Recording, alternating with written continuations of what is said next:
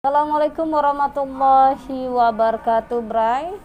Masih di edisi Ramadan kali ini ada hal-hal yang spesial di channel Fatriani VJ. Kita akan isi dengan amalan-amalan seputar bulan suci Ramadan.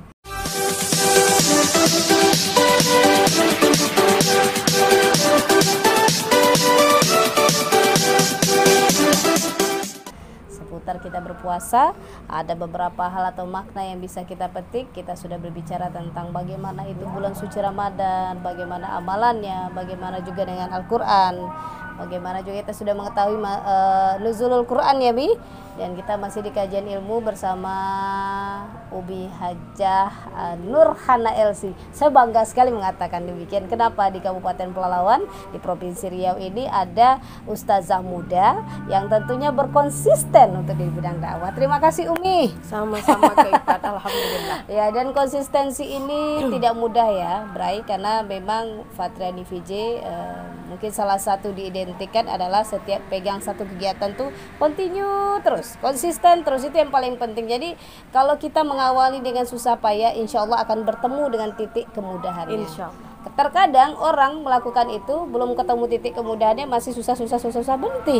Iya, Padahal di depan itu sudah ada sedikit saja, selangkah lagi sudah sampai di titik kemudahan. Terkadang disitulah kita tidak bertemu istiqomahnya ya Mi ya. Sekali. Baik, kita hari ini Umi masih di edisi bulan suci Ramadan, banyak hal yang kita pelajari. Kita sudah belajar tentang bagaimana itu keistimewaan Al-Quran.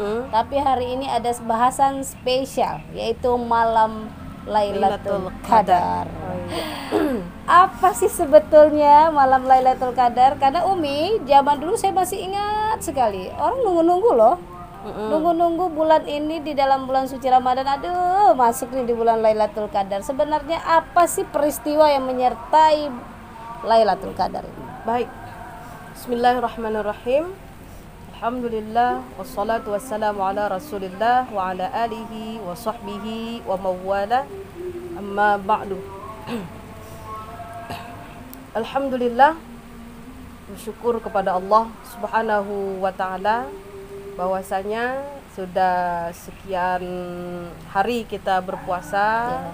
Alhamdulillah sampai detik ini Allah senantiasa memberikan kelapangan kepada kita semuanya. Lapangnya waktu kita, lapangnya kesehatan kita, mudah-mudahan lapang pula rezeki kita. Amin. Sehingga ya kita semakin kuat, semakin senang, semakin nyaman beribadah di bulan suci Ramadan. Ya.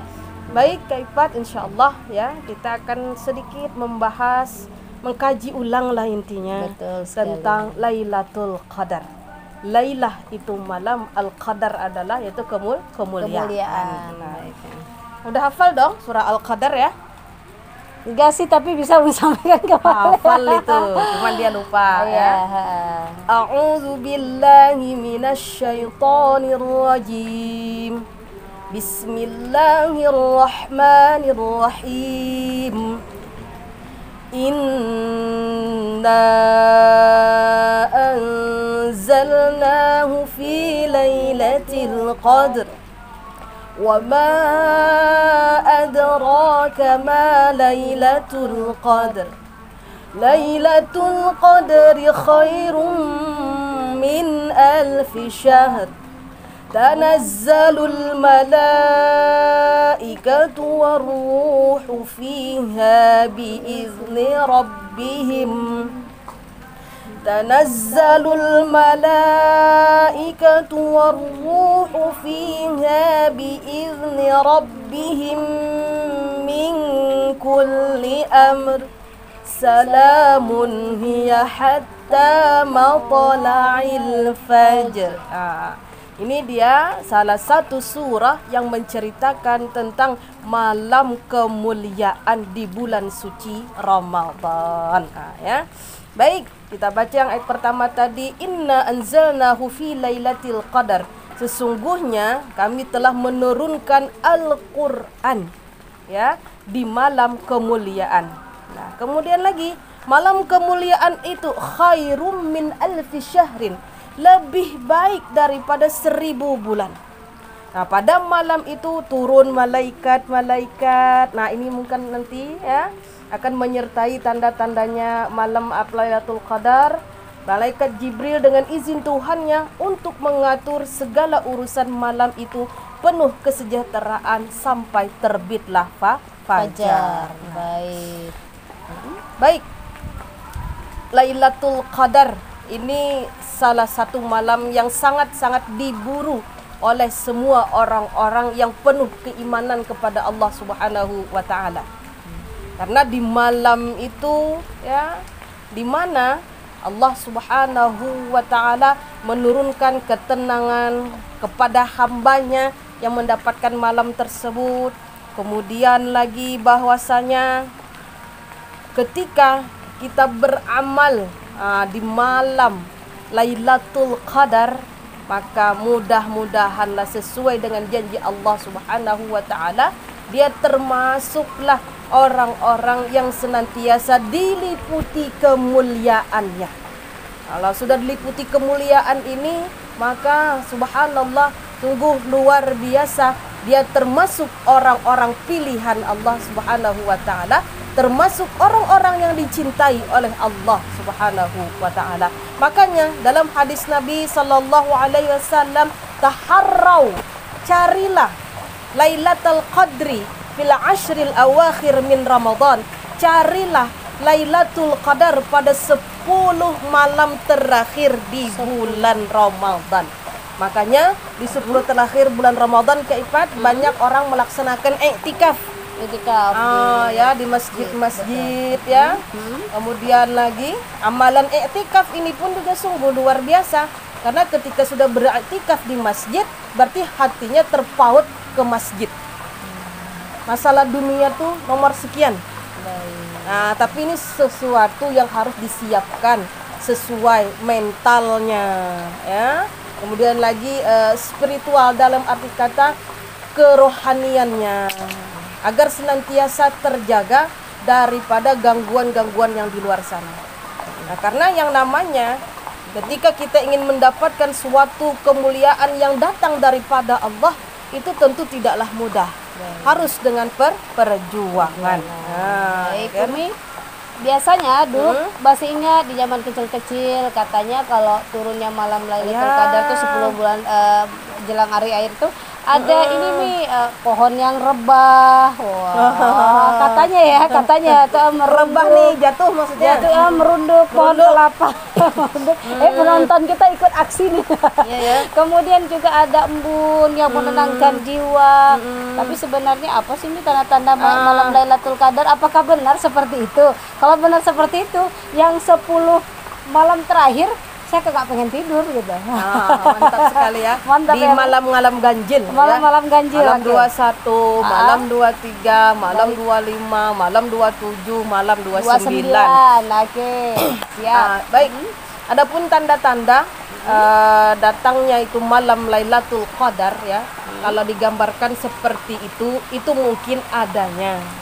Karena yang pertama adalah Lailatul Qadar dikatakan malam yang penuh dengan kelembutan, kemudian cerah, tidak gerah, tidak begitu panas, kemudian tidak pula begitu dingin. Kemudian pada pagi hari matahari itu bersinar lemah kemerah-merahan, tidak langsung gitu ya memancar tuh, tidak, tapi dia seolah-olah menyejukkan. Yang tadinya panas tidak terasa panas seperti itu. Nah, itu salah satunya. Kemudian yang kedua juga malaikat menurunkan ketenangan sehingga bagi orang-orang yang beribadah di malam itu dia tidak terusik dengan apapun. Karena apa? Yaitu tadi sudah diliputi ketenangan dalam beribadah, mencari namanya keutamaan malam Lailatul Qadar atau Lailatul Qadar ya. Nah, namun ini perlu perhatian bagi kita semuanya, bagi orang-orang yang ingin sekali mendapati malam Lailatul Qadar. Karena tidak hanya ketika itu beribadah 1 hari penuh ya, kemudian pekerjaan yang lainnya misalnya tidak diikuti dan lain sebagainya, kita hanya egois, dapat dikatakan memikirkan diri kita aja ya. Tetangga kelaparan, cuek aja lah, ini perlu bantuan, tak perlulah saya mau ibadah aja. Ini juga perlu kehati-hatian dalam diri kita ya. Makanya ibadah-ibadah seperti ini harus dilatih sebelum datangnya puasa, sebelum datangnya malam Ramadan. Jadi ketika kita betul-betul menginginkan kenyamanan, ketenangan, kebersamaan dengan Allah, itu timbul langsung dari hati kita yang paling dalam. Ya, makanya senang kita melaksanakan sholat malam ya. Kemudian lagi sholat sunat taubah ya, sholat hajat misalnya ya. Kemudian tidak lupa pula misalnya sholat witir di penghujung waktu masuknya waktu fajar. Nah kemudian lagi ya, seperti yang disampaikan juga bahwasanya karena dia tenang maka itu tadi keifat angin ini tidak ada yang berhembus kencang.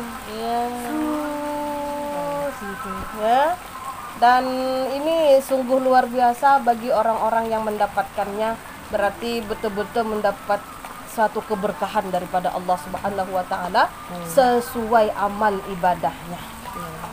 Ini memang luar biasa. Jadi kira-kira apa ya amalan 10 hari terakhir yang bisa kita laksanakan, karena memang ini dari penghujung kan. Ya. Apa sih amalan-amalan yang bisa kita lakukan ini? Kalau Rasulullah Sallallahu Alaihi Wasallam saat itu seperti yang diceritakan oleh istri beliau Sayyidah Aisyah radhiyallahu anha, mengencangkan ikat pinggangnya.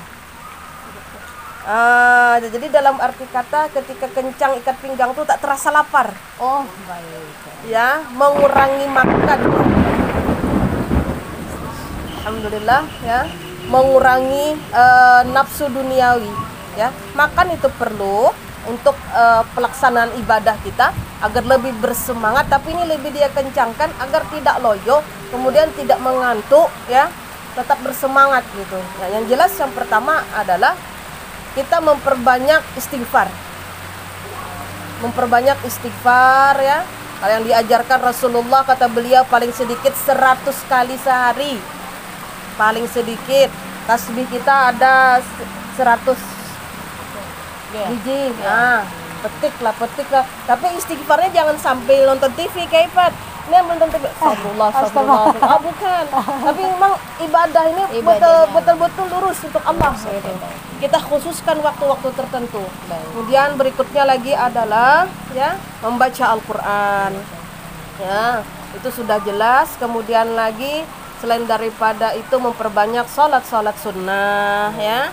Kemudian lagi yang jelasnya adalah bagaimana kita menyantuni orang-orang yang memerlukan. Dengan santunan tersebut adalah doa untuk kita bersama, yang akhirnya timbul kekuatan lagi untuk beribadah lebih giat lagi atas doa-doa yang mereka berikan.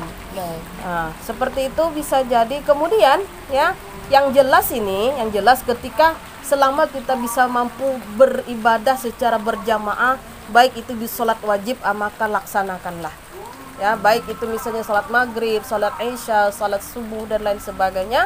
Mari kita laksanakan bersama-sama. Terlebih himbauan kepada bapak-bapak ya, karena yang memang kewajiban mereka ketika dalam suatu kampung ada jamaah, ada satu jamaah untuk melaksanakan sholat, kewajiban mereka lah mengikuti untuk sholat berjamaah. Nah kalau ibu-ibu ya silahkan di rumah ya, tidak ada masalah. Berjamaah silahkan, tidak berjamaah juga silahkan. Yang terpenting adalah dilaksanakan. Nah, oke nih, jadi kita sudah tahu bahwa amalan 10 hari terakhir kita juga diwajibkan atau juga disunahkan untuk berjamaah. Dan di season terakhir Umi ada yang perlu kita baca di 10 terakhir. Kalau ini sebetulnya setiap malam dibaca oleh Bilal. Doanya ya kan. Allahumma inna nas'aluka ridhaka wal jannah wa na'udzubika min sakhatika wan nar. Nah, di sini kita ambil Allahumma innaka afuwun karim tuhibbul afwa fa'fu anna wa awalidina wa an jami'il muslimina wal muslimat ya rabbal alamin. Ini juga disunnahkan kita baca di akhir-akhir atau di 10 terakhir bulan Ramadan. Karena ini merupakan doa kita memohon pengampunan kepada Allah Subhanahu wa taala. Ya, baik, dan ini luar biasa, Bray. Kita jadi banyak tahu ya Mi. Tadi cuma bertanya tentang Lailatul Qadar, ternyata banyak amalan-amalan yang bisa kami laksanakan. Kita laksanakan, mudah-mudahan bisa memberi pencerahan. Terakhir Umi, tausiah untuk menutup pertemuan kita kali ini. Baik, kepada seluruh umat Islam yang melaksanakan ibadah puasa Ramadan dimanapun berada, dengan adanya cobaan daripada Allah Subhanahu wa Ta'ala ini, kemudian alhamdulillah kita berada di akhir-akhir bulan Ramadan. Mari kita angkatkan tangan bersama-sama, saling mendoakan satu sama yang lainnya, agar yang namanya ujian daripada Allah Subhanahu wa Ta'ala ini merupakan salah satu bentuk kecintaan Allah kepada kita, yang pada akhirnya ketika kita bersabar, ketika kita ikhlas menerima ini, kemudian kita berusaha pula untuk memperbaiki segala macam bentuk kesalahan kita di muka bumi ini, mudah-mudahan itu menjadi salah satu penggugur dosa-dosa kita. Kita harus bersama-sama agar hasilnya pun juga mendapatkan yang terbaik di sisi Allah Subhanahu wa Ta'ala. Mari saling mengingatkan dalam hal kebenaran, mari saling mengingatkan dalam hal kesabaran. Terima kasih. Assalamualaikum warahmatullahi wabarakatuh.